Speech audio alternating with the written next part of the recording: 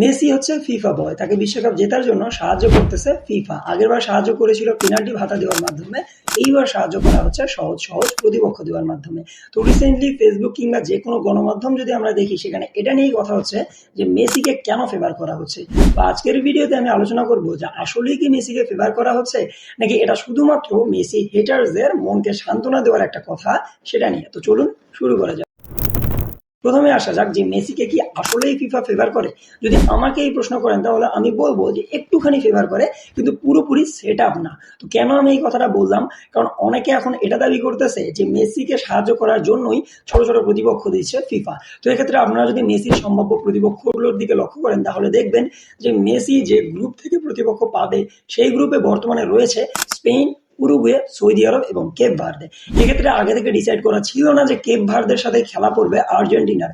এক্ষেত্রে স্পেনও পড়তে পারতো, এক্ষেত্রে উরুগুয়েও পড়তে পারতো, এক্ষেত্রে সৌদি আরবও পড়তে পারতো, কিন্তু পড়েনি কারণ তারা গ্রুপে সেকেন্ড হতে পারেনি। তো বিষয়টা ছিল এমন যে আর্জেন্টিনা যদি তাদের গ্রুপে টপ করতে পারে এবং ওই পাশে যে নামগুলো বললাম সেই গ্রুপে যারা সেকেন্ড করবে তাদের সাথে খেলা করবে আর্জেন্টিনার। তো এক্ষেত্রে হয়তো উরুগুয়ে সেকেন্ড পজিশনে ফিনিশ করলে উরুগুয়ের সাথে আর্জেন্টিনা খেলা পড়তো, যদি স্পেন সেকেন্ড ফিনিশ করতো তাহলে স্পেনের সাথে খেলা পড়তো, যদি সৌদি আরব সেকেন্ড ফিনিশ করতো তাহলে সৌদি আরবের সাথে খেলা পড়তো। কিন্তু কেউ সেকেন্ড ফিনিশ করেনি, সেকেন্ড ফিনিশ করেছে সকলকে চমকে দিয়ে কেপ ভার্দে। তো এক্ষেত্রে কেপ ভার্দে একটা ম্যাচও হারেনি এবং এই কারণে তারা উরুগুয়েকে টপকে সেকেন্ড ফিনিশ করেছে এবং এই কারণে আর্জেন্টিনার সাথে খেলা পড়েছে কেপ ভার্দে। এক্ষেত্রে কোনোভাবে আপনারা বলতে পারেন না যে এটা সেট আপ, এক্ষেত্রে এটা বলবো নিতান্তই ভাগ্য।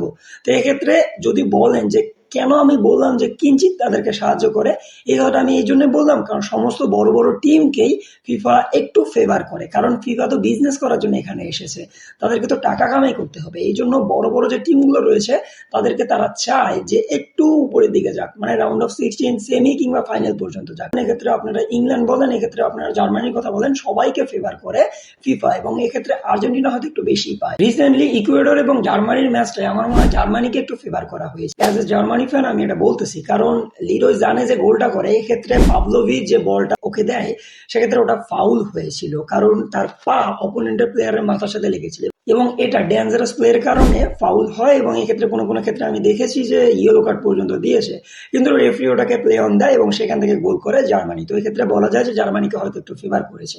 অন্যদিকে আস্তে আস্তে ইংল্যান্ড এবং ঘানার ম্যাচে কনসা লিটারেলি তার 95 কেজির বডি নিয়ে লিটারেলি ঘানার স্ট্রাইকারের ওপর ঝাঁপ দিয়েছিল এবং এক্ষেত্রে সে কোনোভাবেই বলটা উইন করতে পারেনি, কিন্তু সেক্ষেত্রে সেটা অফসাইড দিয়ে দেওয়া হয় কারণ রেফারি সেটা প্লে অন দিয়ে দিয়েছিল।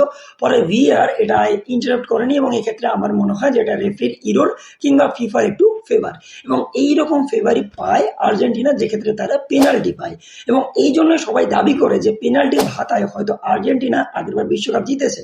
তো আমার মনে হয় না যে এটা কোনো সলিড এভিডেন্স হতে পারে যে এই কারণেই আর্জেন্টিনা কিংবা লায়নেল মেসি বিশ্বকাপ জিতেছে। আমার মনে হয় এটা তার হিটার্সদের মনকে সান্ত্বনা দেওয়ার একটা কথা। তারা হতে পারে ব্রাজিল ফ্যান, তারা হতে পারে পর্তুগাল ফ্যান, তারা নিতান্তই নিজেদের মনকে সান্ত্বনা দিচ্ছে। এক্ষেত্রে কোনোভাবে আমার মনে হয় না যে একপাক্ষিকভাবে ফিফা শুধুমাত্র আর্জেন্টিনাকেই ফেভার করে। আপনারা বলতে পারেন যে লায়নেল মেসি একটু প্রোটেক্টেড প্লেয়ার, কিন্তু এক্ষেত্রে আপনারা কোনোভাবেই বলতে পারেন না যে লায়নেল মেসি হচ্ছে ফিফা বয়।